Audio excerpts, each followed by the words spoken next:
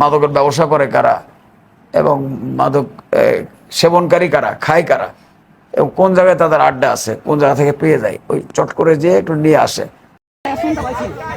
ওই মা কাছের থেকে ধরতে হইতো দাড়ি ছাড়া আচার এখানে হোক করতেছে দাড়ি ছাড়া আচার দাড়ি ছাড়া আছে আর হোক করতেছে ওই দাড়ির মূল্য রাখে চুদির বাটা ও প্রথমে তুমি মেল লাগে ওটা বউ বউ দাইছে আমি কইছি তাহলে আমরা রিটার্ন করে সব দুইটা পালিয়ে গেছে মানতে চলে গেছে সব দুইটা পালিয়ে গেছে তুমি ভাই একবার পাশে পাশে হ্যাঁ সব কে মাদকের যারা ব্যবসা করে এবং মাদকের সাথে যারা জড়িত সেবনকারী তারা কিন্তু একই চক্রের লোকজন, ওদের ছত্রছায়ায় এই কাজগুলো করে। এই জায়গায় আপনি যাকে পাবেন তাকে ধরেন, তার শাস্তির বিধান করেন।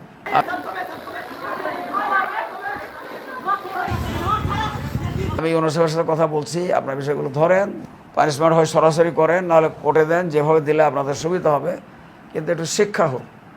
শিক্ষা মানুষকে এভাবে চলতে দেওয়া যাবে না।